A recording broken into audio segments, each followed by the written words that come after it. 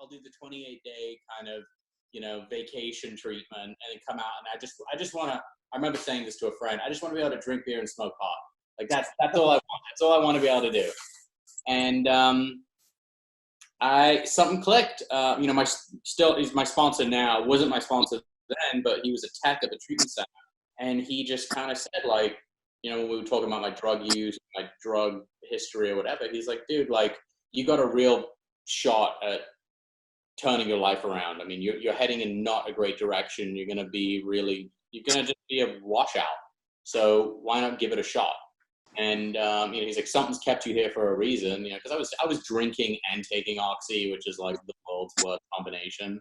And I don't know, what I think actually is the defining moment is that I realized I could have more fun sober. Wow. Bingo. That was it. I was like, oh, like I can do everything I could do when I was getting, fucked up, but I can do it longer. I can stay up for 3 days just hammering Red Bulls at an AA convention, hanging out with chicks, going to meetings all day and having like the best time ever. Or I'm like face down, in some, dingy little apartment in Venice. Like it just, I found a way to have great, awesome, sober fun. Hello, and welcome to another exclusive interview by Recovery Today magazine and Recovery Today podcast, your magazine and show of hope. Whether you're considering addiction recovery for yourself or a loved one, or you're actively in recovery a short while or many years, you'll find information on all topics related to addiction, recovery, and living a happy, successful, sober life at Recovery Today. Join hosts Rob Hannley and Mike Diamond as they bring you raw, real, edgy, and damn funny discussions with influencers, celebrities, and top experts worldwide. Start moving forward and live the life you are meant to live. Your journey to true recovery starts here on Recovery Today podcast.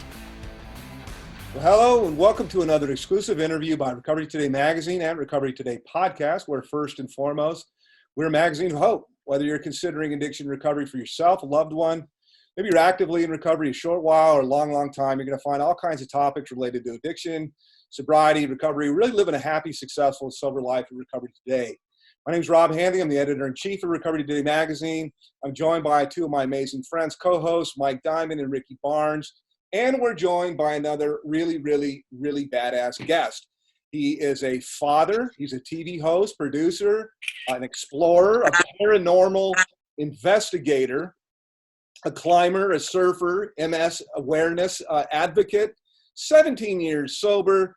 He's a media personality. He's the son of heavy metal singer Ozzy Osbourne, starred, as everybody would have seen, MTV's reality TV series, The Osbournes, along with his father, mother Sharon, and his sister Kelly. Jack, thanks for taking a minute to jump on, man. Really, really, really appreciate it. Thanks for having me. Hey, it's an honor to be here. Thank you. And thanks for the invite, Rick. You got it. We're going to kind of round robin and round table this a little bit questions. I kind of get to be the guy, the first guy here. And I always start my interviews out really with the same kind of question to just kind of get a background. And as people watching American television, they've seen you, you're out there, that, you're well known. The stuff that you've been doing in recovery over the last 17 years is really, really kick-ass. I want to get into some of that stuff. But for everybody knows their own story better than anybody, man. Like, start out and tell us a little bit of your story and recovery and, all the kind of whatnot. Yeah, I mean, I always, it's funny, like whenever I share at a meeting, like I always say, like, there's nothing particularly extravagant or wild about my drug use. Like, I'm not one of those people that was like, I was on Skid Row and I had to cut my own arm off because it got infected, like, I'm like, that's not me. Like, my drug use is very short, but very aggressive. I was exposed to probably too much of an adult lifestyle at too young of an age, just by nature of going on tour with my dad, and just my personality is I like to push boundaries.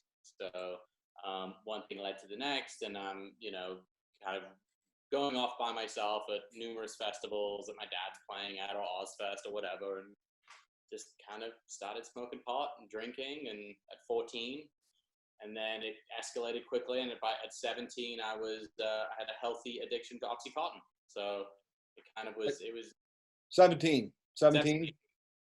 Yeah. So it was pretty fast, pretty aggressive.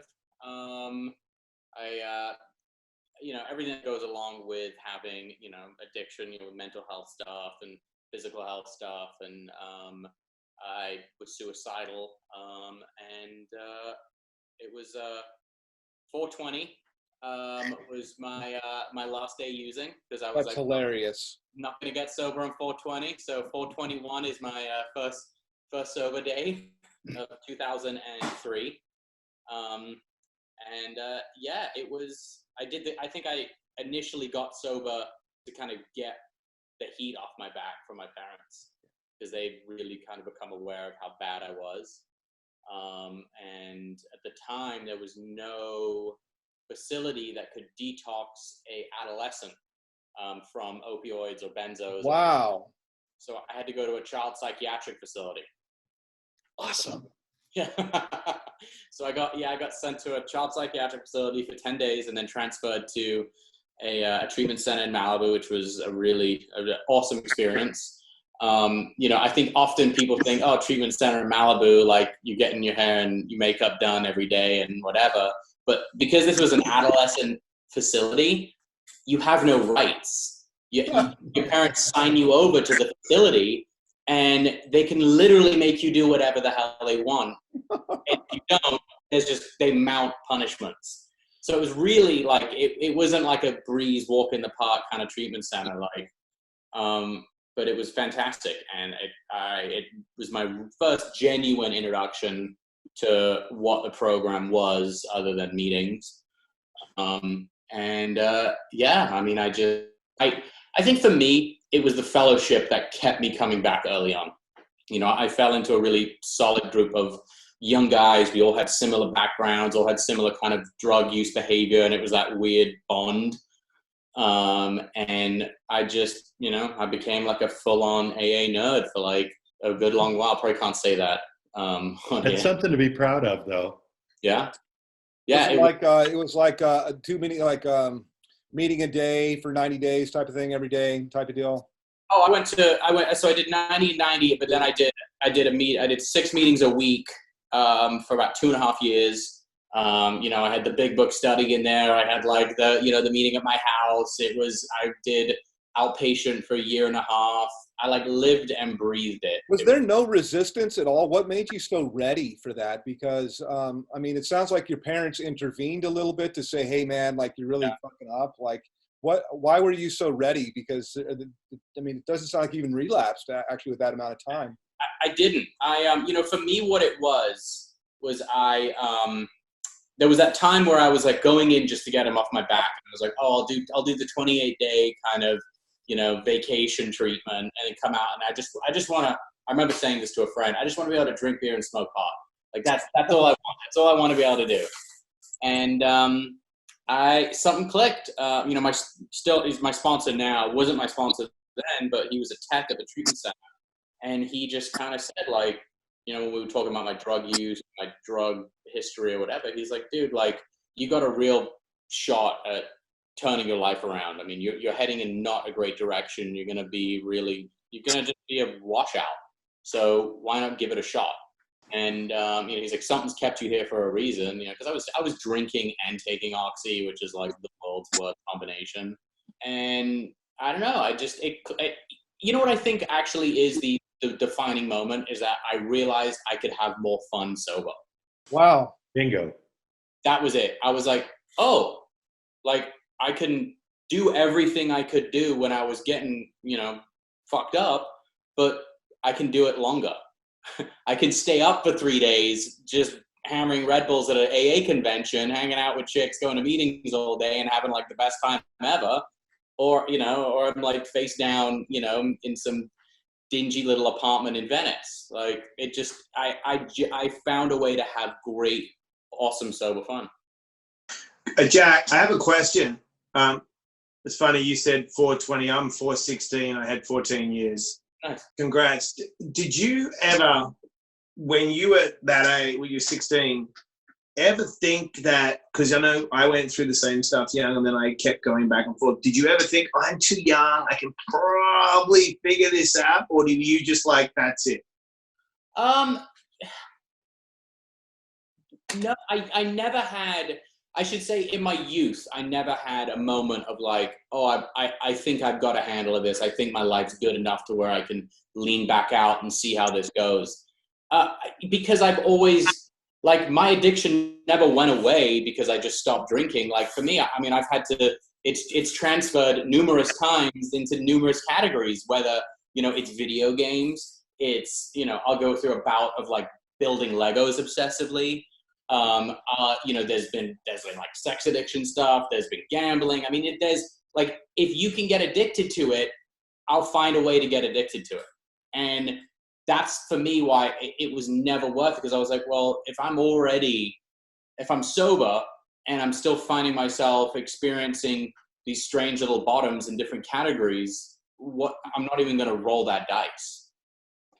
100%. Jack, I've watched you throughout your sobriety, and you know there was a period of time when I was your grant sponsor, and I've watched you grow, and I'm honored to have witnessed it. I had an experience in my own life where, like, I have an uncle who's a judge, and growing up, he hated my guts because he was a judge, and I was the polar opposite. And I actually got his son drunk for the very first time, my cousin. There came a time, probably around 10 years of my sobriety, when my mother got very ill, and we all met together at his house, at the judge's house, to decide what was going to be done with my mother. And my uncle, the judge, stands up in front of the whole family and he says, okay, everybody, here's the deal. Rick's in charge. And that was a mind-blowing experience for me because my position in the family had changed. So what I'm wondering is, in your progression, your sobriety, if your position in your family has changed, and are you treated any differently now and with more respect?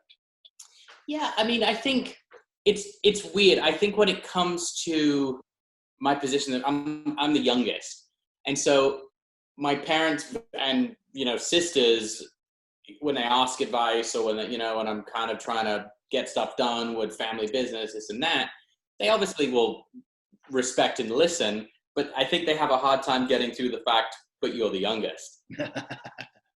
I think that's the biggest issue for them. You know, as far as, you know, being the kind of the wild kid, you know, my sister, she got sober, she started getting sober after me. So like I'd already been sober, then she was the one that kind of, you know, started going down her own path, you know, with her own demons.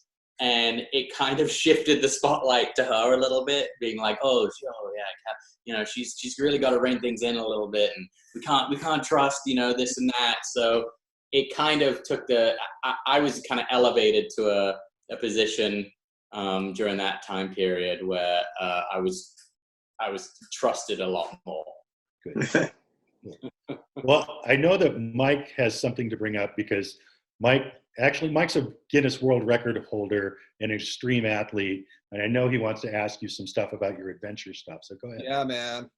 Yeah, so how did you, like, because like me, like we're addicts. We just, like you said, video games, running, mountain climbing. So you've just done the thing like I've done, is like you've transferred that energy, right? A little bit, yeah. I mean, it definitely, you know, what really kind of got me looking at it, like adventuring, was I've been sober like 2.5 years, and I kind of had this realization of like, I didn't get sober just to be sober. Like, where can this take? Like, now I've got a great launch pad.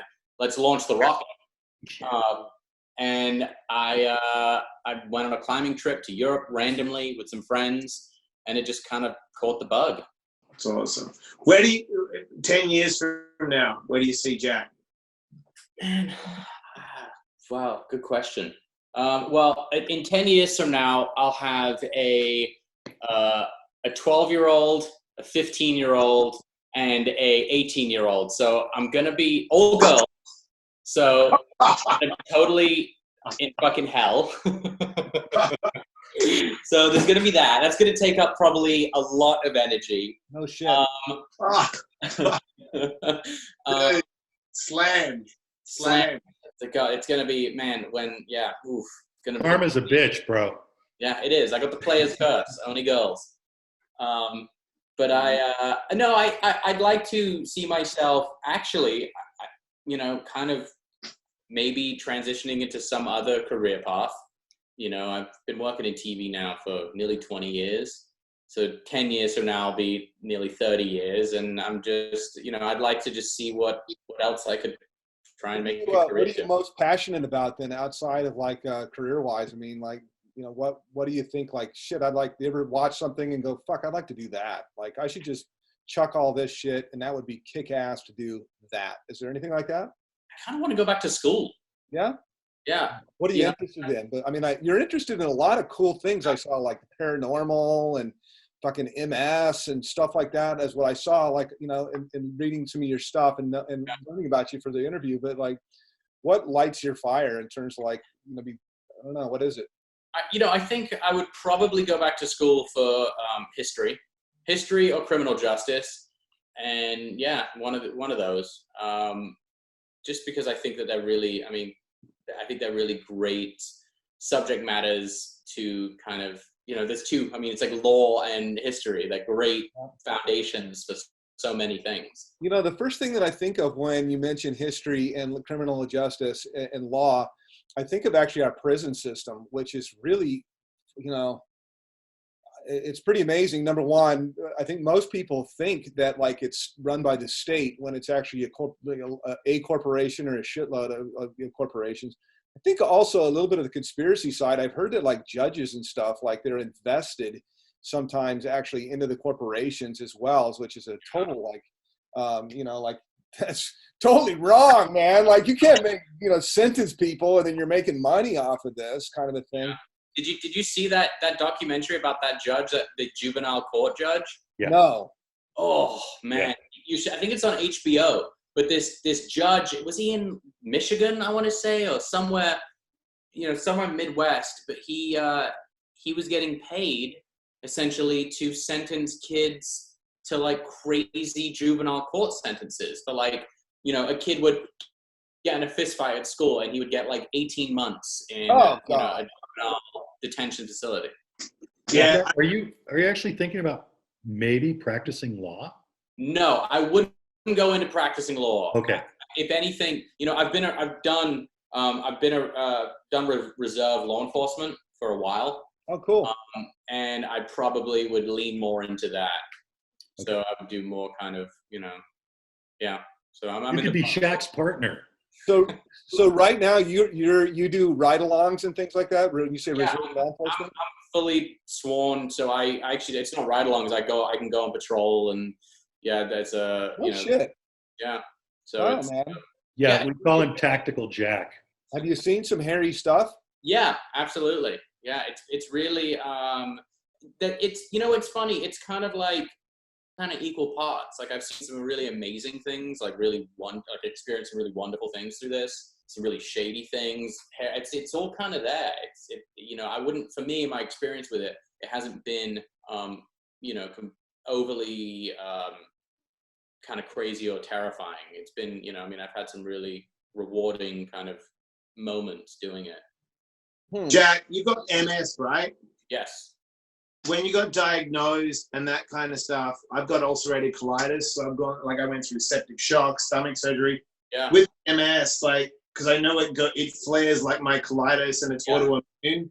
How do you manage those symptoms? And then when you got the MS, were they prescribing a massive amount of like drugs for you? Because how did you deal with that process? So yeah, I got diagnosed with MS in 2012, and because of the flare-ups, that they kind of instantly threw me on like IV steroids, which are the worst. Yeah. But it helped. It brought the inflammation down really quickly, and I was able to not have crazy amounts of nerve damage because of it. And it was what prompted me to go to the hospital was I lost vision in my right eye. So there was a period where I was like completely blind in my right eye, which sucked. And after that, I got prescribed this treatment I've been on for 8 years now. It's an injectable. It's kind of like people with insulin. Like I inject it 3 times a week and I'm fine. And as far as like maintenance, it's just, you know, I try and diet and exercise as much as I can, and just kind of keep, I have certain philosophies, you know, with MS that doctors would never tell you to do, because there's just not enough, you know, What would there's it not be enough. actually? Because we're going to have, you know, there's people on here that are, I mean, I know you're not a doctor, you can't prescribe, you can't put like in your opinion. If somebody had MS, what would you just having coffee? Like what do you do? I don't know what's a better way to put it. First thing I would tell them would be, you know, get your gut health under control. Like do stool sample tests, like find out what bacteria you've got. Like Is this like the what's the shit called? Biosome or something like that? Yeah, well, the microbiome. Yeah, my microbiome, exactly.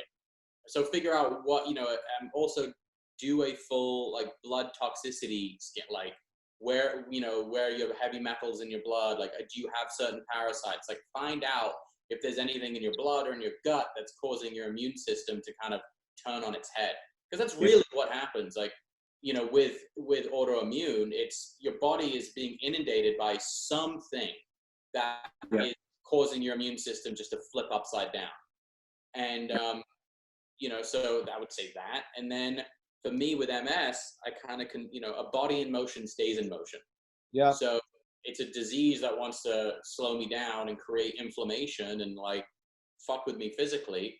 So, I mean, I do really hard workouts. You know, I do CrossFit, you know, anywhere from 3 to 6 days a week. No shit. 3 to 6 days a week you're doing CrossFit? Wow. Especially in quarantine, I've been like just hammering it out. Jack, do you take turmeric? What do you take vitamin-wise? I go through phases. I'm so bad about like I'm bad about taking my medication. So like when I stop, I'm like, oh crap, you know. But unless they're illegal. You know, I do try and get it in. And my girlfriend is a huge fan of like turmeric, so she's all turmeric, however you pronounce it. She's always like throwing it in lattes for me and things. So it's, you know, I do think it is I do think there's benefits to it. Absolutely, anything that can reduce inflammation. Yeah. Hey Jack, I want to ask you about your daily maintenance or your practice. Sure. You know, you've got all this time now. What do you do to keep it going? As far as recovery goes? Yeah. Okay, so I, you know, since quarantine, you know, I've been doing, you know, checking in with my sponsor, not as much as I should, but, you know, I've been checking in. We kind of do like the light text, you know, what's going on kind of thing. I do a Zoom meeting once a week. I do therapy once a week.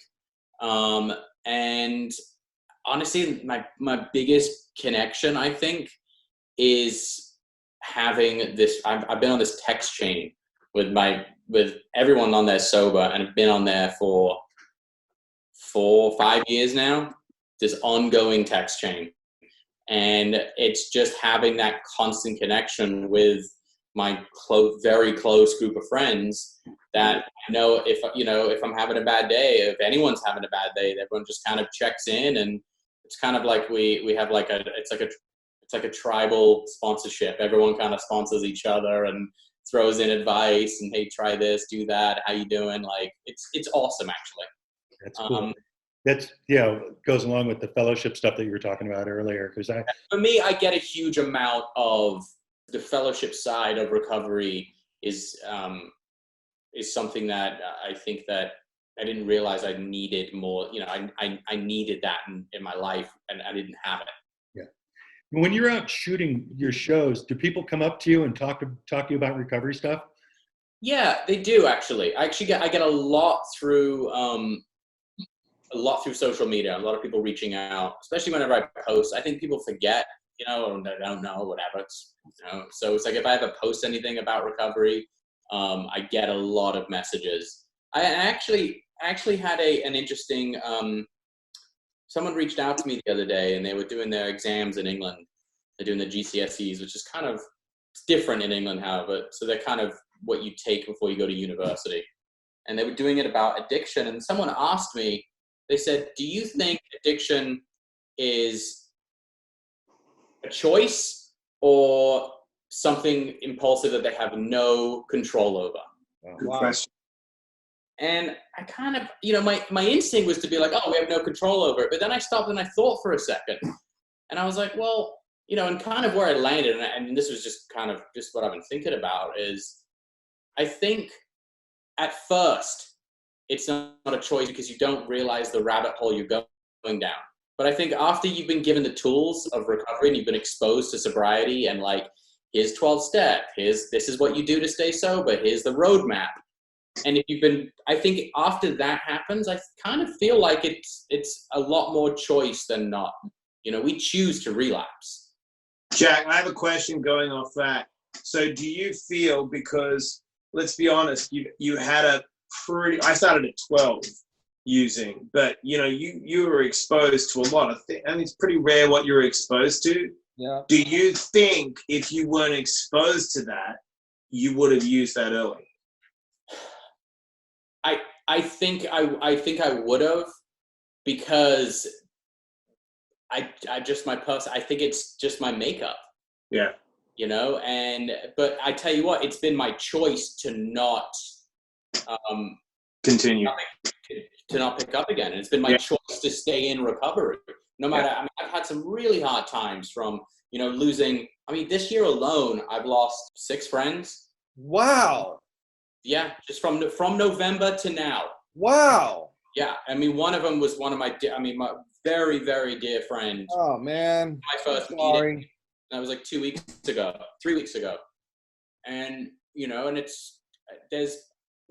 we go through, life is still life. Life is still going to happen whether I'm using or not, but it's my choice to kind of, in how I engage in life. Yeah, totally. Yeah, I agree. Yeah, I agree. I picked up that. Yeah, that life stuff just happens, Rick, fuck, dude, you're the king of the universe taking a shit on you at times. I am the no matter what guy. And, and I always talk about the RTDs. And the RTDs are the reasons to drink. Yeah. And, the reasons to drink come up every fucking day, man. And it's like the normal people, they find themselves at the bar at the end of the day because they've had too many RTDs. It's like, yeah, so I've had all this. I broke my neck twice. I've been through divorce. I've had all this stuff happen to me. Last year, I got cancer. It's like there's always going to be a reason to drink. And to bring a question into this, what has been your biggest challenge ever where you really thought maybe I'll get loaded, or is it worth it, or, can I make it through? I think for me, my divorce was very, very, very difficult.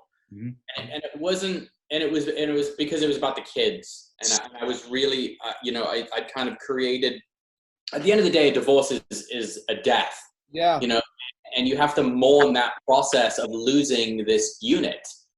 And I wasn't really prepared emotionally going into it. And I had a really, really hard time. And it's not that I wanted to drink, but where I go, I don't have a reason to drink. My thing is a reason to check out. Yeah. And and I start getting those thoughts, like driving down the freeway and a 18-wheeler pulls up next to me, go, do I just swerve under those wheels right now? Yep. That's because why not fast track? Yeah. Why not fast track to where this is going? Yeah. It's knowing that the drink isn't going to help this situation one bit. It's like, this has been drilled into us for so long now, and we know that drinking is not the answer, but you're in so much pain. It's like riding my Ducati at 180 miles an hour into the back of a truck is a solution. And I understand I've been there, and, I have dual diagnosis, and I've taken medications for a long, long time. And, it's better than self-medicating like what I did prior. Absolutely. Yeah, I get it. The checkout. I got to ask about you. I got to ask about, because I think it's so unusual. And I just want to take the opportunity. I got to ask about your show and about the paranormal, dude. I know we should all talk about sobriety, mental health, and stuff like that, but it's so fucking unique, man. So tell everybody a little bit about Portals to Hell, and then I got to say, I guess as I segue into it, what's the most, this is like ghost hunting and shit like that, right? That's what this actually is, like going to haunted places and whatnot. Fuck that. So how did you get interested in it? And then tell us some rad shit, like something that people can you go, people are like, are ghosts really true? And then you're going to go, let me fucking tell you, all right? Tell us that. Whatever that is, tell us that. So here's what I got into this really kind of randomly. I've always been like a big sci-fi, and X-Files was like, I loved that show more than Loved it. That was like, I was addicted to that when I was growing up. And that kind of led to just like a hobby of like, reading about UFOs and ghosts and Bigfoot and Loch Ness Monster and whatever. So what happened, I got a call back in 2011 to be like, hey, do you want to go to a ghost hunting show randomly? And I was like, all right, that sounds fun. So I went and did that for 2 years, and it kind of, the ghost hunting world on TV is a very tight-knit community. And it's like, they don't like people coming, like, suspicious. I bet they're really suspicious, right? They are. And you don't get to, there's almost like a weird society that approves or disapproves ghost hunters for TV. It's very Is it like hard. you're a legit ghost hunter, or you're making fucking fun of all the other ghost hunters? And to be a legit one, you have to have kind of done your time. But for some reason, the show that I did resonated really well with the audience because we shot it all ourselves. It was kind of like Blair Witchy. Yeah. So it kind of got me to where, like, in the paranormal world, they were like, oh, okay, cool. Like, they gave the thumbs up. So fast forward, that show went 2 seasons. I did a couple things in England in between, and then I did the show with my dad. And then after that ended, Travel Channel, like, hey, let's do a ghost hunting show together. I was like, I'm in. And Portals to Hell arrived. Initially, Portals to Hell was about finding these locations that, in the paranormal investigative world, people often will use the term portal to hell. Like, oh, this place is so sinister, it's as if there's a gateway to hell. Right. That was kind of, we were trying to find those places at first, but we realized we're limiting ourselves by only going to those places because there's these fantastic locations out there which might not necessarily be a portal to hell, but they're still terrifying. And so that's kind of, me and my co-host, we go find these crazy locations and find out what's going on. So have you ever seen anything that just made you shit your pants, man? Yes. I mean, there's a couple. I can screen share and show you something. Yeah, bring it. Give me a second. Let me pull this thing up. I'll explain you the backstory. I don't like this. I don't want to do this. Okay, so the backstory to this is I was we were in a place in Buffalo, New York, called the Iron Island. Oh, okay. Iron Island, there's a museum there, and this museum used to be a funeral home and whatever. It's got a crazy, crazy wild history. So allegedly a demonic entity supposedly haunts this place. The owners and patrons have all had these crazy experiences, but whatever is there supposedly has the ability to turn flashlights on and off. No shit. So, okay. Yes. Here we go. All right. Can you guys see that? Yes. Yeah. All right. Yeah. So let me talk. Can you see my cursor? Yes. All right, that's Addison, our camera guy. I'm all the way down here at the end of the hole. Okay. And then there's a cameraman, Scott, next to me. And this is Katrina, my co-host. She's had the most amazing career in the paranormal. Been doing it for a million years. So there's flashlights. There's a flashlight here, and there's another one up here, and another one there. Yeah. And she has just asked, if anyone's here, can you turn the flashlight on? So get the fuck out. All right. Give it a watch. Can you, if we're communicating with you, if we're talking to you, can you do that again by setting off our equipment or turning on the flashlight?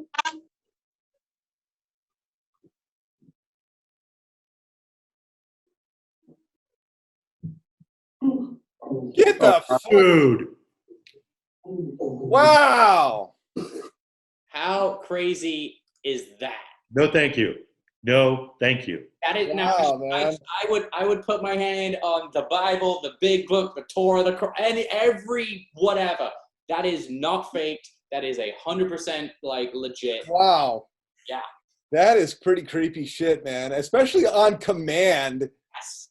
That's pretty wild, man. I gotta say. Yeah. So are you gonna keep? are you planning on keeping to do that? Or are you going to become like, some kind of like whatever the esteem is of climbing up in paranormal, or it's just kind of, it's a cool thing right now? Listen, I really enjoy it. I'll go. Are they always evil, by the way, or is there ever some good shit, No, we've had some good stuff. Like we've had some stuff that hasn't felt evil. And I actually don't, even the stuff they say is evil, I don't really think it's, because for me, what I kind of keep falling on is like evil's a social construct at the end of the day. Oh, yeah. Like what we perceive as evil in other countries is normal. So I don't know. I don't know about the evil stuff. What I will say is, as far as continuing to go, I'll keep going. I mean, it's difficult being gone so much from the kids.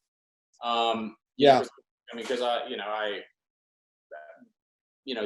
they're my number one priority, and it's tough. When I'm gone for 2 or 3 weeks at a time, it's really, I struggle with that.